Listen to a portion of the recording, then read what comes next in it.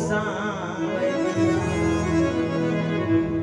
आजो सांवलिया। अब यहाँ तो अहंकार है, यहाँ क्या है? वो महावीर जी से भी कहा तुम किसकी प्रार्थना सुनोगे? हनुमान जी ने कहा जो मेरे राम की कथा सुनेगा उसकी व्यथा मैं सुनूंगा।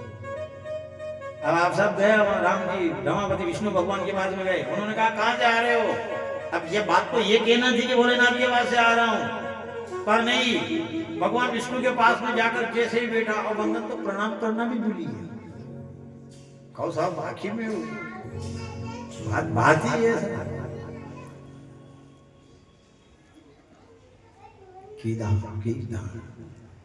कने बाप जमाना में वैसा कपड़ा नहीं फेरिया हुए ने वंदन। वो अगर शूटिंग अगर कर ले तो पूछो मत, फिर कोई कहीं लागे वो नहीं देखे हुए।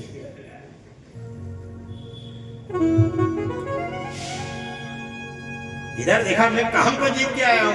अब भोलेनाथ ने मना किया फिर भी नहीं माने, और जैसे ही भगवान विष्णु के पास में गए, भगवान विष्णु ने पूछा नारद जी कहाँ से आ रहे हो? तो कहना तो ये था कि मैं शिव जी को कथा सुना के आ रहा हूँ, पर ये नहीं कहा मैं वहाँ हिमालय पर्वत पे गया, कंदरा को देखा बैठा था, मैं कामदेव आया, मैं सब ऐसी ऐसी रचना करी, ऐसी अप्सरा ने नृत्य गान किया, ऐसे ऐसे नाचे, पर मेरी समाधि चलाई मायने नहीं हुई। ऐसी जब उन्होंने बात करते करते में विष्णु भगवान को मालूम हो गया कि इसके मन में अहंकार का बीज उत्पन्न हो गया, और जो विष्णु भगवान ने ध्यान लगा करके देखा तो भोलेनाथ ने मना किया, फिर भी कथा के विष्णु भगवान को सुनाई। इधर भगवान भोलेनाथ की वाणी को नहीं माना, ठीक है। भगवान विष्णु ने कहा अरे नारद आपका नाम लेकर आप तो ब्रह्मचारी हो, और ब्रह्मचर्य में पहला दर्जा आपको दिया जाता है, भला आपका नाम लेने से ब्रह्मचर्य प्राप्त हो जाता है, कोई आपकी समाधि को क्या दिखाए? नारद जी को सब आपकी बदल है, ये सब आपकी चीज है, चलो मैं। भगवान ने कहा कि जाओ। नारद जी को देखा, भगवान ने विचार किया इसके मन में अंकुर जम गया है, मैं उखाड़ कर फेंक दूंगा, ये मेरा भगत है। थोड़ी दूर गए नारद जी महाराज, जैसे थोड़े दूर गए वहां क्या देखा कि भगवान ने एक माया की रचना करी। एक शिलनिधि राजा जो था, उस राजा ने एक नगर बनाया, जहां का राजा था शिलनिधि, वो भगवान की माया थी, और उसकी कन्या का नाम था विश्वमोहिनी। इधर जो नगर को सजा हुआ देखा, इधर नारद जी महाराज नारायण नारायण करते जा रहे। पूछा किसी से अरे ये नगर कौन सा है? उन्होंने कहा इसका राजा कौन है? ये शिलनिधि राजा का नगर है। अच्छा हाँ, तो ये ऐसा सजा हुआ क्यों है? उन्होंने कहा तुम्हें मालूम नहीं है नारद जी? हाँ, अरे उसकी कन्या जो है उसका स्वयंवर की रचना करी है, कल उसका स्वयंवर है। नारद जी महाराज ब्राह्मण की रोक टोक नहीं रहती, ब्राह्मण चाहे वहां चले जाए। अब उन्होंने देखा शिलनिधि राजा से मिलकर के आऊं। इधर नारद जी महाराज गए, नारद जी महाराज को जैसे देखा, देखते ही शिलनिधि राजा ने कहा विश्वमोहिनी को बुलाया, अरे बेटी इधर आओ। इधर नारद जी महाराज के सामने खड़ा किया, कहा कि इसके गुण और दोष बताओ, इसको कैसा कैसा वर मिलेगा। नारद जी ने विश्वमोहिनी को देखा, नजर पड़ी तो वैराग्य भूल गए। नारद जी ने देखो कि हमसे तो आपकी शादी में तो अच्छो है। अब बोलो साहब, जो अप्सरा ने नृत्य किया, और अप्सरा नृत्य करने के बाद आखिर कामदेव आकर के जो चरण में गिर गया, जिसकी समाधि कामदेव ने डुला सका, आज वही एक विश्वमोहिनी को देखा, तो देख करके नारद जी ने कहा ये तो अपनी पत्नी हो तो अच्छा। उन्होंने कहा इसका हाथ देख करके बताओ, देखिए क्या इसकी रेखा वगैरह, कैसा पति मिलेगा। अब कहना तो ये था, सत्य तो ये था कि जो अजर अमर होगा वो इसका पति होगा, ये कहना था। पर दिमाग खराब हो गया उनका। उन्होंने देखा कि पत्नी अपने अच्छी रहे, तब बात बड़ी ने बोल दी बात। अब बोलना तो ये था जो अजर अमर होगा वो इसको पति मिलेगा, और कहना ये था, पर कहना ये हो गया कि जो इससे विवाह करेगा वो अजर अमर हो जाएगा।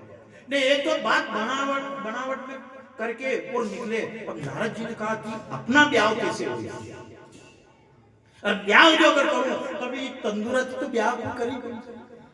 अभी इनसे तो मान लिया जाए वो स्वयंवर भी रचा, तो वो स्वयंवर की रचना ऐसी करी थी कि साहब वो आसन लगे हुए थे, और उन आसन में राजा महाराजा बैठ जाए, फिर वो कन्या जो है वो वरमाला लेकर के जाए, और वरमाला लेकर के जाए, जो उस वरमाला लेकर के वो जा रही कन्या जो पसंद आ जाए उसके गले में वरमाला डाल दे।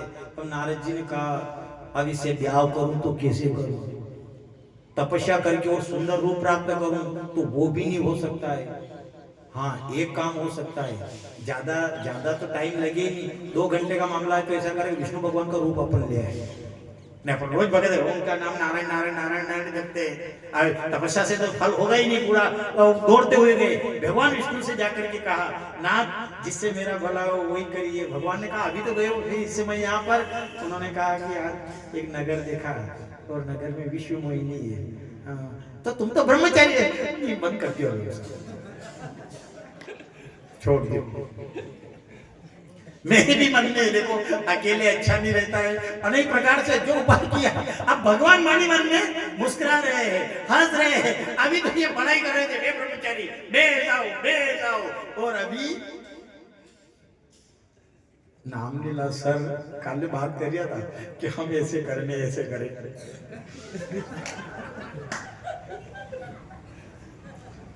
अच्छा लगे कोई की निंदा में बात है, तो ठीक है क्या तरह रसीद बनाओ, तरह रसीद बनाओ। आणि मी पेलो पहिली बात तो यार कोई मना थोड़ी करे, कई भाई दो अपनी पोल दूसरा के हमें खले तो बढ़ती तो अच्छा अपने हिसाब से जो। अब नारद जी महाराज कह रहे ब्रह्मचर्य किससे, भगवान से बढ़ाई करके गए। थोड़ी देर बाद भगवान के पास ही आ गए और भगवान ने जाकर के भगवान ने पूछा ओहो पधारो नारद जी पधारो। आनंद के साहब कहिए एक दिन के लिए आपका रूप चाहिए। उन्होंने कहा क्यों? अरे स्वयंवर की रचना की और मेरी भी इच्छा हो गई, परिवार बढ़ेगा तो अच्छा रहेगा आपके यहाँ, कभी आपके यहाँ कोई नहीं रहेगा तो मैं रह जाऊंगा आपके यहाँ। भगवान ने कहा, पर उन्होंने ये गलती कर दी, उन्होंने कहा कि जिससे मेरा भला हो यही करना। भगवान ने कहा नारद जो तुम्हारा जिसमें तुम्हारी भलाई होगी वही कार्य में करूंगा। इधर नारद जी ने कहा ठीक है आपका रूप मुझे दे दो। उन्होंने कहा तुम्हारा भला होगा वही करूंगा। पर जब भगवान विष्णु बोल रहे पर उस वाणी को वो नहीं समझ पाए, क्योंकि वो तो विश्व मोहिनी उनके दिमाग में। इधर जैसे ही वहां निकले तो भगवान ने रूप दिया काय का, बंदर का। अब बंदर का रूप दिया तो भगवान ने ऐसी माया की रचना करी कि 3 रूप हो गए थे नारद जी को। नारद जी को अपना रूप भगवान विष्णु का नजर आए, और जो जितने भी राजा महाराज बैठे हुए थे सिंहासन के ऊपर उनमें उन राजा महाराजा को वो नारद जी नजर आए। और वो जो विश्व मोहिनी थी उस कन्या को नारद जी बंदर के समान नजर आए। अब वह कन्या बटे खड़ी हुआ माला लेने, अब वह जैसी माला लेने खड़ी तो अभी भी नारद जी तो वहां देखो खूबसूरत तो आप ही जाए, आप विष्णु भगवान आएगा तो आपके यहाँ तो अपना तो सुंदर तो कोई है ही नहीं। अब जैसी वह विश्व मोहिनी ने यूं माला करी ना नारद जी वहां देखो सब गला में तो अपने माला ही, पर विश्व मोहिनी की जैसे दृष्टि पड़ी तो उसने देखा ही नहीं। और जब से भगवान भोलेनाथ ने मना किया था कि ये कथा मुझे मेरे सामने वर्णन करी, ये कथा नारद तुम किसी के सामने वर्णन मत करना। नारद जी ने वो कथा भगवान विष्णु के सामने आकर के वर्णन करी, और जो भगवान भोलेनाथ ने मना किया उसी समय से भगवान भोलेनाथ के 2 गण थे, उन गणों को उनके पीछे कर दिया। अब एक साइड में तो एक गण बैठा हुआ है, दूसरी साइड में दूसरा गण बैठा हुआ है, और अब वे भी मजाक करिए नारद जी की, हंसी रहा। पर नारद जी कभी ये देखे समझ भी नहीं आया। नारद जी ने देखे वो महारा अपने गला में है, और वहां भगवान विष्णु भी आए थे एक राजा का रूप बनाकर, वो तो भगवान की माया थी। इधर जैसे ही वो विश्व मोहिनी निकली, राजा महाराजा सब बैठे हुए थे। अब नारद जी के मेरे नंबर आए, नारद जी जाने हमारे गला में ही माला पे भी जाने पहना होगा तुम्हारे। अब जैसी वो गर्दन झुक गई, अब जो गर्दन झुकाई तो उनकी गर्दन ऐसी रह गई, और विश्व मोहिनी आगे निकली। और जैसे ही जो नारायण भगवान थे राजा का रूप बनाए हुए, उन राजा के गले में जो विश्व मोहिनी ने जो माला पहनाई, इधर माला पहनते हुए देखा नारद जी उदास हो गए। नारद जी ने देखा ये क्या है, ये मेरे गले में माला नहीं डाली और वो राजा के गले में डाल दी। इधर भगवान भोलेनाथ के दोनों गण थे, नारद जी उदास हो गए।